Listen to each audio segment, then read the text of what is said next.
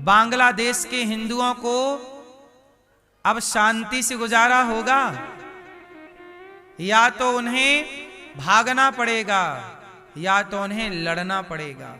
अब आपके सामने कल ये स्थिति पैदा हो, या तो भागो या तो लड़ो, क्या चुनोगे? कश्मीर में भी ये हो चुका है लगभग 30 वर्ष पहले। वहां भी ये ऑप्शन था, या लड़ो या तो भागो। तो हिंदुओं ने भागना चुना और भाग गए। अरे भागे थे जितने लोग, इतने लोग लड़े होते तो उन लोगों को भगा दिया होता। भागे तो अपना सब गवा दिया। हिंदू, अच्छा सच बताओ, हिंदू भागना जानता है कि लड़ना जानता है? सच बताओ, हिंदू की स्थिति क्या है? हिंदू क्या है? हिंदू के अंदर ना खून ठंडा हो गया। ये लड़ता नहीं है, भाग जाता है। कौन लड़, चलो। लेकिन मैं आपको बताऊं, अर्जुन भी कह रहे थे मैं नहीं लड़ूंगा, भाग जाऊंगा। भागते हुए अर्जुन को लड़ने की प्रेरणा किसने दी? भगवान खुद कहते हैं कि भाग के कहां जाओगे, लड़ अर्जुन लड़। और जो लड़ता है उसका साथ भगवान देते हैं, हूं मैं, तो लड़।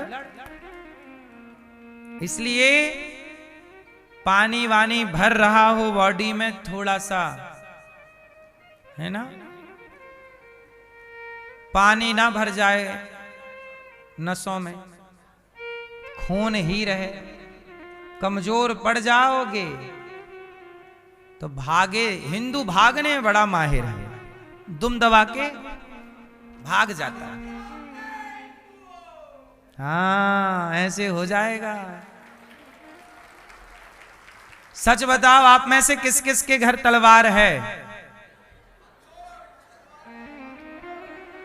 हैं? देखो, डंडा भी नहीं रहता हिंदुओं के घर। हिंदुओं के घर डंडा भी नहीं है। तुमने डंडे भी रखने बंद कर दिए।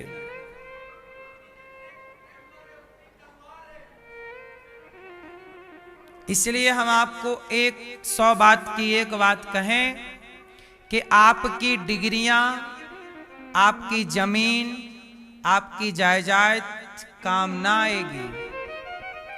आपके घर के आगे आपके नाम की प्लेट लगी है ना, बस उसे उखाड़ के दूसरा अपना नाम लिख देगा, हो गया उसका।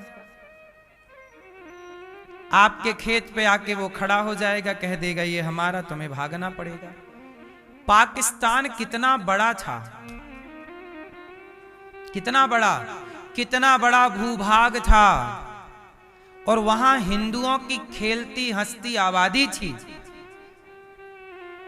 हजारों साल से वहां हिंदू रहा करते थे। पल भर में बंटवारा हो गया, सबको खेत घर छोड़ के आना पड़ा कि नहीं? बंटवारा इसी शर्त पे हुआ था कि पाकिस्तान में मुसलमान रहेंगे, हिंदुस्तान में हिंदू रहेंगे। तो पाकिस्तान से तो खदेड़ दिए गए हिंदू। यहां से जाने के टाइम बापू को बुखार आ गया, बोले यहां से नहीं भेजेंगे। हैं?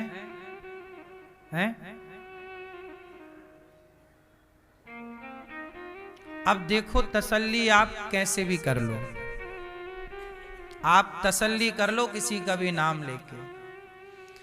आंखें मूंद लेने से संकट नहीं टलता। शुतुरमुर्ग क्या करता है, जब संकट सामने देखता है तो रेत में अपना मुंह डाल लेता है। उसे लगता है हमें नहीं दिख रहा है, मतलब सामने कोई संकट नहीं है। केरल से हिंदू खदेड़ दिए गए। फिनिश है केरल, लगभग फिनिश है। कश्मीर आपके सामने है। बंगाल से हिंदू खदेड़े जा रहे हैं। यूपी में कितने शहर हैं जहां हिंदू अल्पसंख्यक हो गए। अभी मेरे पास एक बच्चा आया, बोले महाराज जी हम अपने गांव से भाग रहे हैं क्योंकि हमारी आबादी हो गई कम, विधर्मी हो गए। अब जिस गांव में वो पीढ़ियों से रहे, आज वो गांव छोड़ के भागना, अब क्या कर लो। आज अभी 2025 की बात कर रहा हूं, भारत की यूपी की बात कर रहा हूं। गांव से हिंदू खदेड़े जा रहे हैं। बस आप लोग अभी इस बात से खुश हैं कि उनके घर में आग लगी है, हमारे घर में थोड़ी लगी है। भूल गया हिंदू कि आग उनके घर में लगी है तो आग तुम्हारे घर तक भी आने में बहुत देर नहीं। सुनो, जंगल में 2 शेर थे। जंगल में 2 शेर रहते थे। एक शेर जवान था, एक शेर थोड़ा सा बूढ़ा था। दोनों की अच्छी मित्रता थी, फ्रेंड हैं, दोस्त हैं। बूढ़ा शेर और जवान शेर में एक दिन कुछ कहा सुनी हो गई, आपस में मतभेद हो गया, मनभेद हो गया, दोनों में कट्टी हो गई। बात नहीं करेंगे अब, चलो। बूढ़ा शेर अब कुछ बूढ़ा और हो गया तो जंगल के कुत्तों ने बूढ़े शेर को घेर लिया कि अब तो ये बूढ़ा हो गया और इसके जवान दोस्त से इसकी बोलचाल भी नहीं है, चलो अब इसे मार डालते हैं। तो जंगली कुत्तों ने बूढ़े शेर का शिकार करना स्टार्ट किया, उसे नोचने लगे। जवान शेर को पता चला कि मेरा दोस्त संकट में है, दौड़ पड़ा और जवान शेर आया दहाड़ा, सारे कुत्ते भाग गए। तो उन कुत्तों में से एक कुत्ता बोला कि भाई आपकी तो खटपट थी, आप क्यों इसकी मदद करने आ रहे हो, मर जाने दो। तो जवान शेर ने जो कहा वो सारे हिंदुओं को सुनना चाहिए। जवान शेर ने कहा कि देखो, आपसी मतभेद मनभेद थोड़ा बहुत हो तो ठीक है, कोई बात नहीं, पर आपस में इतने भी मतभेद मनभेद मत पाल लीजिएगा, आपस में इतने भी मत लड़ जाइएगा कि तुम्हारे लड़ाई का फायदा ये कुत्ते उठाने लग जाएं।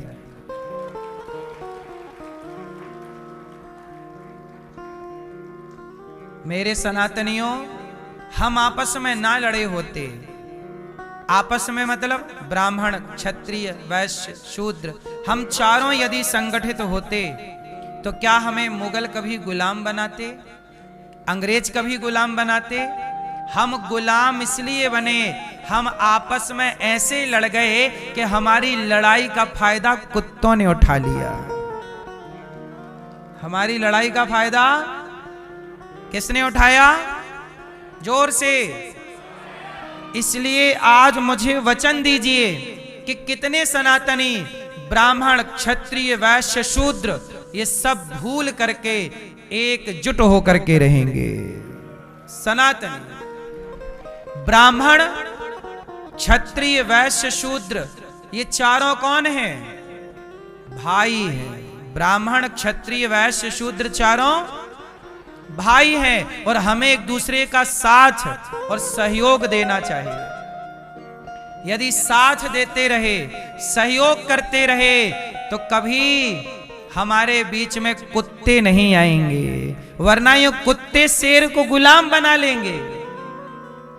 क्योंकि कुत्तों की झुंड होगी, फौज होगी, तो शेर को कुत्ते के अधीन चलना पड़ेगा। यही हुआ।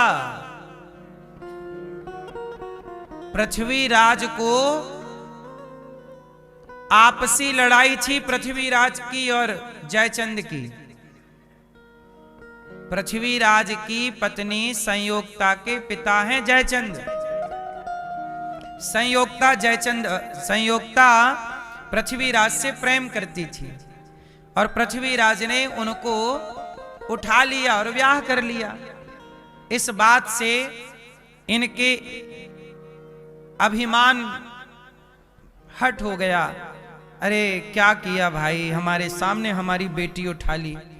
तो जयचंद ने क्या किया कि अपने दामाद के खिलाफ जाकर के मोहम्मद गौरी से हाथ मिला लिया। आपसी लड़ाइयां बुरी नहीं है, ठीक है, चार बर्तन होते हैं, खटपट होती है, लेकिन आपसी लड़ाइयों का मतलब ये नहीं कि कुत्ते फायदे उठाने लग जाए। और कुत्तों ने उठाया। पृथ्वीराज जैसे महापुरुष को पकड़कर धोखे से ले गया, आंखें फोड़ दी। और जयचंद कहां गए? जयचंद को कहो कि अब उनकी बेटी संयोगता जिंदा जल गई, जौहर कर लिया, केवल बाप की गलती के कारण। बाप को अभिमान था, तुम्हारे इस एटीट्यूड ने तुम्हारी बेटी की हंसती खेलती जिंदगी बर्बाद कर दी। तुमने बेटी को विधवा करने के लिए तुमने दुश्मन से हाथ मिला लिया। ऐसी गद्दारी, ऐसा ईगो, ऐसा अभिमान। इस तरह की अकड़ का क्या करोगे हिंदुओं, कि जिस अकड़ के कारण तुम्हारी बहन बेटी ही विधवा होगी और उसी के बलात्कार होगा। संयोगता जिंदा लग जाती यदि मोहम्मद गौरी के हाथ, तो बताओ क्या वो छोड़ता? और इसका दोषी कौन है? जयचंद। और जयचंद कौन है? संयोगता जी के पिता। ये हिंदुओं की स्थिति है।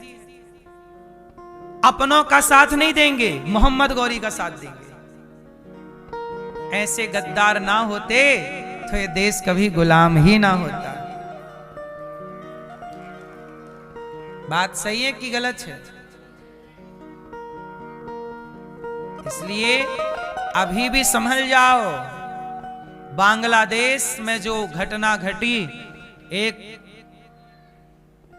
दीपू चंद्र दास नाम के बालक को, जो कि अभी 20-25 साल का जवान लड़का था, मार डाला, पेड़ पे लटका के आग लगा दी, जलते हुए को मारा। इससे बड़ा कलंक मानव जाति के लिए हो सकता है?